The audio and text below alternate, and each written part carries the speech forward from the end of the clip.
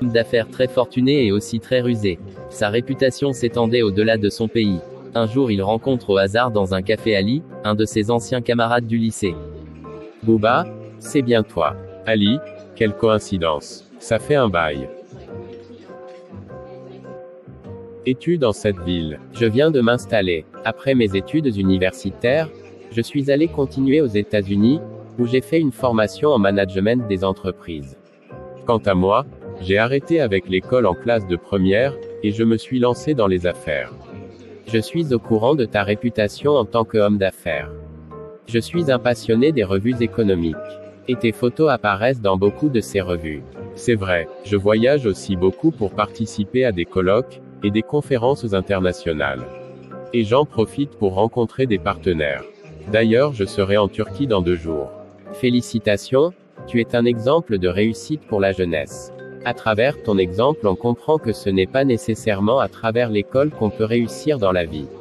Tout à fait. Il n'en demeure pas moins que l'école reste très importante. Je suis d'ailleurs un peu diminué parce que je ne suis pas allé très loin dans les études. Je suis revenu au pays avec des projets très porteurs, qui peuvent apporter des milliards de francs, mais je suis buté parce que je manque de financement.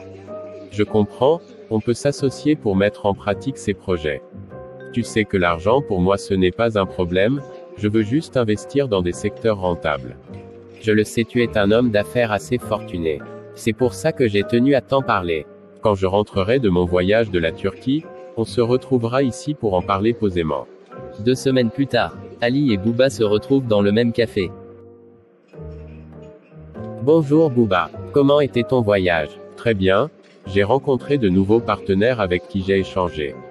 Au total, ce voyage a été très fructueux pour moi. Et toi, qu'est-ce que tu faisais entre-temps? J'ai encore retravaillé les projets dont je te parlais. Tout est prêt. Parlant de ces projets, sur quel domaine portaient-ils? C'est assez varié, entre autres, l'agroalimentaire, la production animale, la restauration, l'hôtellerie, etc. Ce sont là les secteurs où on peut se faire beaucoup d'argent. Peux-tu avoir une idée du coût de ces projets? Je pense que si on pouvait avoir 500 millions, on pourrait commencer l'investissement. Moi je ne dispose que de 100 millions. Bouba, je vais trouver les 400 millions restants. Si ça mord, j'en apporterai plus. Je peux te garantir que les secteurs où nous voulons investir sont très porteurs, et contribueront à rehausser ta réputation d'homme d'affaires. Voilà, je dois me rendre pour 6 mois en Arabie Saoudite où j'ai un autre projet à mettre en place avec un partenaire. Je vais mettre à ta disposition les fonds nécessaires ainsi que les documents pour que tu restes lancer les activités. J'ai confiance en toi. Sois tranquille Bouba, au retour tu verras de tes propres yeux le résultat.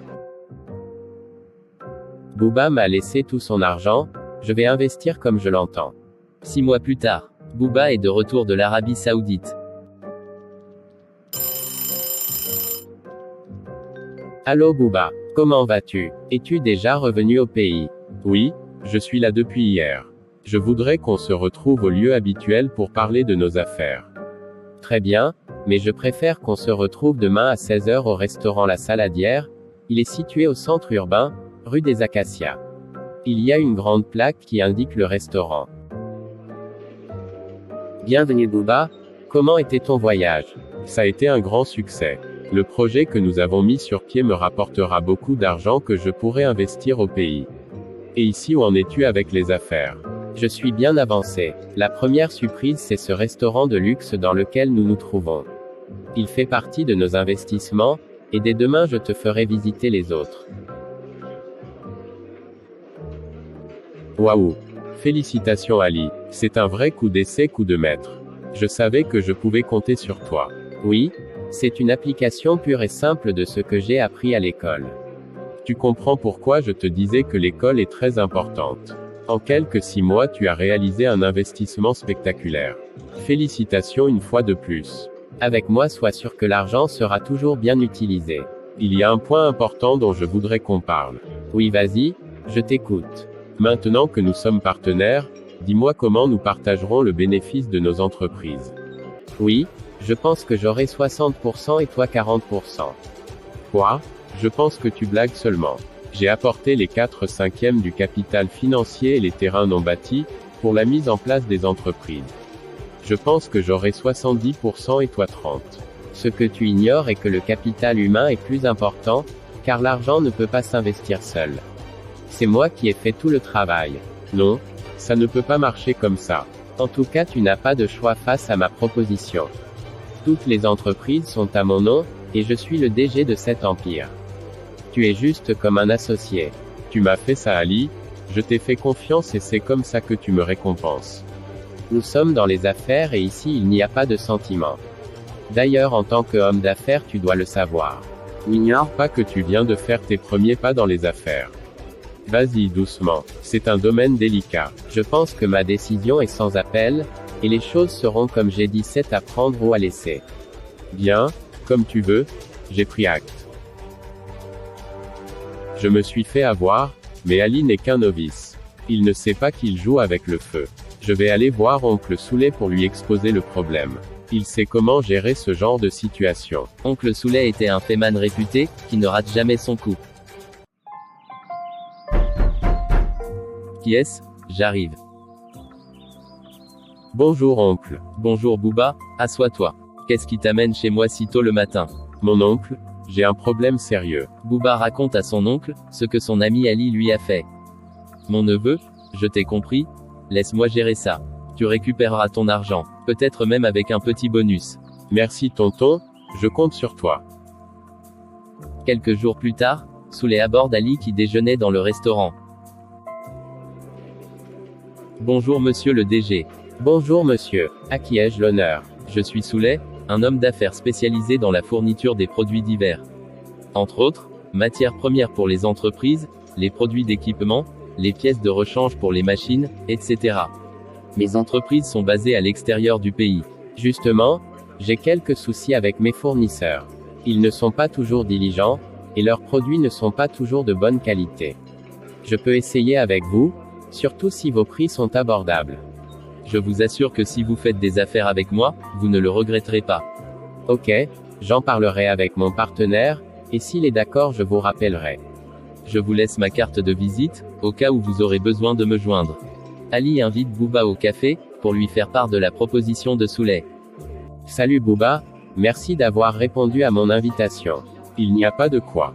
Pourquoi veux-tu me voir? Ali, il y a un certain monsieur Soulet qui est venu me voir pour me dire qu'il pourrait nous livrer, et de manière diligente, les produits dont nous avons besoin. J'ai constaté que ces prix sont favorables. C'est une opportunité qu'il faut saisir. Tu sais qu'en affaires, il ne faut pas être figé à un fournisseur. 2 jours plus tard, Ali appelle Soulet pour lui donner rendez-vous au restaurant. Bonjour monsieur Soulet, et bienvenue. Bonjour monsieur le DG. Comment allez-vous? J'ai discuté avec mon partenaire et nous sommes d'accord. Je vous ai donc appelé pour qu'on mette les choses au point. Très bien monsieur Ali, je suis enchanté de faire des affaires avec vous. Je vous assure que vous ne serez pas déçus. Voici une série de commandes pour un montant de 350 millions de francs. Communiquez-moi juste les modalités de transfert d'argent. Dès que l'argent sera transféré, les produits vous seront livrés, après 4 jours. 6 jours plus tard. J'ai passé une commande à monsieur Soulet, et la livraison a été faite dans des délais très raisonnables, un jour même avant la date butoir. Ces prix sont vraiment bons. Je pense que nous pouvons travailler avec ce monsieur. Ok, si tu es satisfait, tant mieux. Continue donc à travailler avec lui. Comme les affaires tournent bien, je compte doubler la commande pour éviter les ruptures de stock. Et pour cela, je compte demander un prêt de 200 millions à la banque. Vas-y, c'est comme ça le business, quand il y a une opportunité, on la saisit au chaud. Ali prépare une commande de 550 millions de francs, l'envoie à Soulet et transfère l'argent sur son compte. Mais après 2 semaines d'attente, aucune trace de livraison. Ali commence à s'inquiéter et demande à voir Bouba. Ça fait 2 semaines que j'ai passé une commande de 550 millions à Soulet. L'argent a déjà été versé sur son compte, mais aucun produit n'a été livré jusqu'à nos jours. Tu as envoyé jusqu'à 550 millions.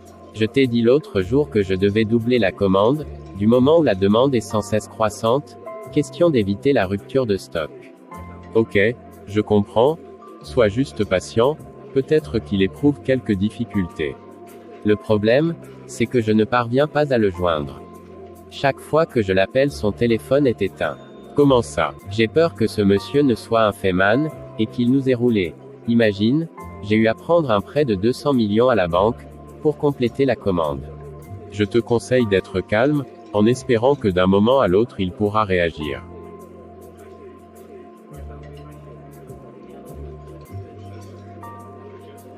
Un mois plus tard, toujours pas de livraison, Ali commence à paniquer, il demande à rencontrer Booba d'urgence. Bonjour Booba, comment vas-tu? Bonjour Ali, qu'y a-t-il pour que tu m'appelles si urgemment? C'est grave, ça fait déjà un mois, et la livraison n'a toujours pas eu lieu. Et aucune trace de Booba, qu'allons-nous faire? Rectificatif, ne dis plus nous, car c'est toi qui traites avec Booba. Mais, nous sommes des partenaires, ce sont nos entreprises. N'es-tu plus le DG tout-puissant? L'homme qui a tout mis sur son nom. Le moment est venu d'assumer. Et surtout ne me perturbe plus avec tes affaires-là. Booba, ne me fais pas ça. Dans bientôt la banque va commencer à demander le remboursement. Et si cela n'est pas fait, tous nos biens seront saisis. Qu'elle saisisse, cela m'est égal. Je t'avais bien dit que le milieu des affaires n'est pas ce que tu penses. Tu commences déjà à le réaliser à ton dépens. Que vais-je faire? Comment est-ce que je vais payer les employés, les impôts, la banque? Bref, tout est en train de s'écrouler autour de moi. Je pense que tu parles bien maintenant en disant je, car tu es désormais seul dans cette affaire. Une semaine plus tard. Bienvenue, tonton, et les nouvelles? Du calme mon petit, les nouvelles sont bonnes, très bonnes même. J'ai récupéré l'argent que tu avais donné à Ali, avec un bénéfice. Voici 550 millions que j'ai reçus pour la soi-disant commande. Quand j'ai reçu cet argent, j'ai créé un vide comme d'habitude. C'est ni vu, ni connu. Ali, c'est un apprenti qui s'est aventuré dans la cour des grands. Waouh, bravo mon oncle, je savais que je peux compter sur toi comme d'habitude. Garde 50 millions pour toi. Merci Booba, ça marche, je suis l'homme de la situation. Chaque fois que tu es en difficulté, fais-moi signe. Merci infiniment tonton. Le pauvre Ali, j'ai pitié de lui, il doit toujours être en train d'attendre des produits qui ne seront jamais livrés.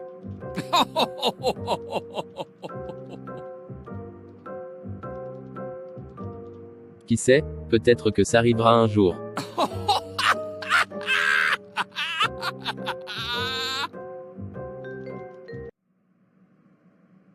Mon Dieu, me voici devenu plus pauvre qu'avant. La banque a tout saisi, mes 100 millions sont partis en fumée, l'escroquerie n'est pas une bonne chose. Je n'aurais pas dû faire ce que j'ai fait à Booba.